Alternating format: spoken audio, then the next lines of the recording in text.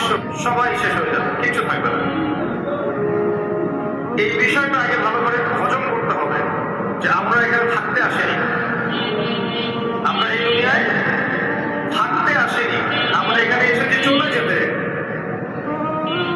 যার মনের মধ্যে এই কনসেপ্ট থাকে সে কখনো আল্লাহ পাকের বিদ্রোহী হতে পারে না, সে কখনো আল্লাহ দ্রোহিতা করতে পারে না, কুফরি করতে পারে না, শিরক করতে পারে না, আল্লাহর অবাধ্য হতে পারে না। যার মনের মধ্যে এই চিন্তা বদ্ধমূল যে আমি এখানে থাকতে আসিনি, আমি এখানে মুসাফিরের মতো এসেছি, গাছের ছায়া বিশ্রাম নিচ্ছি, বিশ্রাম নিয়ে শেষ হবে চলে যাব।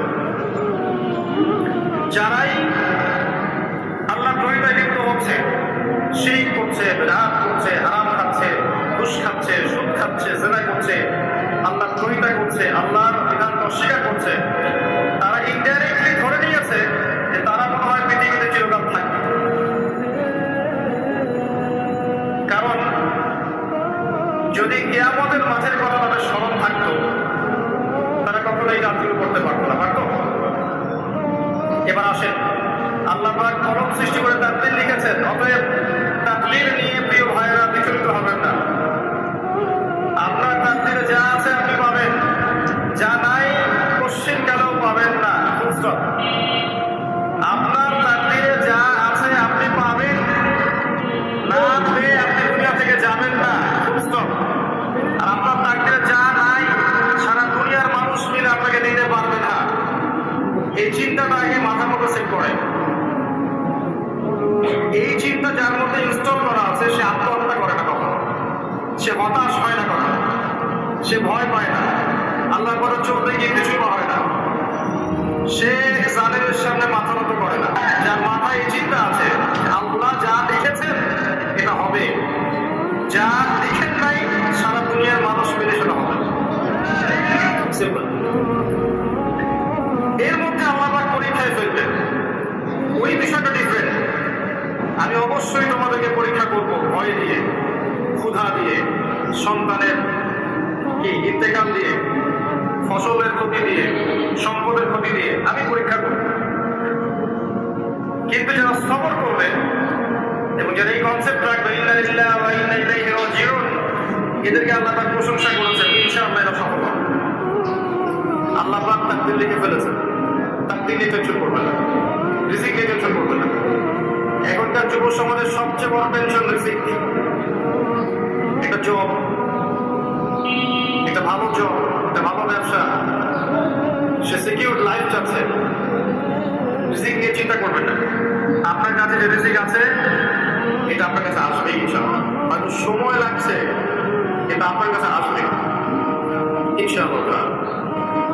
আপনি হালালের উপর থাকবেন, ন্যায়ের উপর থাকবেন, আপনি অন্যায় পথে রিজিক সার্চ করবেন না। আপনার তাকদীরে যে রিজিক আছে আপনার কাছে আসবে ইনশাআল্লাহ। এবার আসেন, আল্লাহ পাক এরপরে সৃষ্টি করেছেন মহাবিশ্ব, এই পুরো মহাবিশ্ব।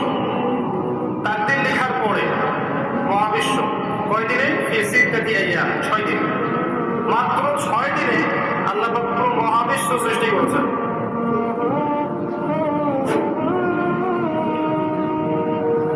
والذي خلق السماوات والأرض في 6 أيام ثم استوى على العرش। সূরা হাদীদের মধ্যে আয়াত আছে, তিনি সেই আল্লাহ যিনি এই মহাবিশ্ব সৃষ্টি করেছেন 6 দিনে, এরপরে আরশের উপর সমাসীন হয়েছেন।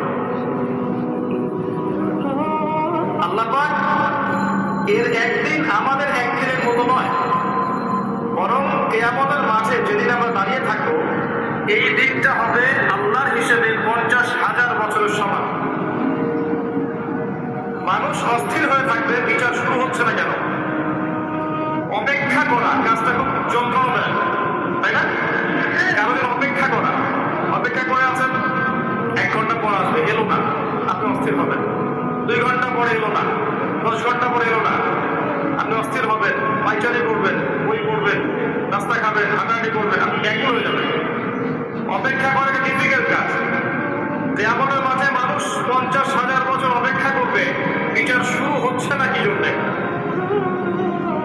সবাইকে ধন্যবাদ দিবে। প্রথমে আদম আলাইহিস সালাম, তারপরে নূহ আলাইহিস আলাইহিস সালাম, ইব্রাহিম, মূসা, ঈসা আলাইহিস সালাম আল্লাহর কাছে একটু সুপারিশ করেন, এটা যেন শুরু হয় অ্যাটলিস্ট।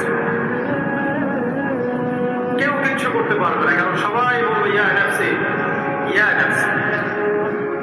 দূর থেকে একজনের আওয়াজ আসবে, যিনি ইয়া নাফসি বলছেন না, যিনি বলছেন ইয়া উম্মতি ইয়া উম্মতি। সবাই তার কাছে যাবে এবং তিনি আমাদের নবী মুহাম্মদ রাসূলুল্লাহ সাল্লাল্লাহু আলাইহি ওয়াসাল্লাম সিজদায় পড়ে যাবেন এবং তার উম্মার জন্য সুপারিশ করবেন। উম্মার কবিরা গুনাহগার ব্যক্তিদেরকে সুপারিশ করে তিনি জান্নাতে নিয়ে যাবেন ইনশাআল্লাহ। আল্লাহ তাকে ওয়াদা করেছেন, হে নবী, তোমার উম্মতের কোনো ব্যক্তি যদি শিরক না করে আমার সামনে উপস্থিত হয়, আমি তাকে মাফ করে দেব ইনশাআল্লাহ। হাদিসে কুদসির মধ্যেও আছে যে হে আদম সন্তান,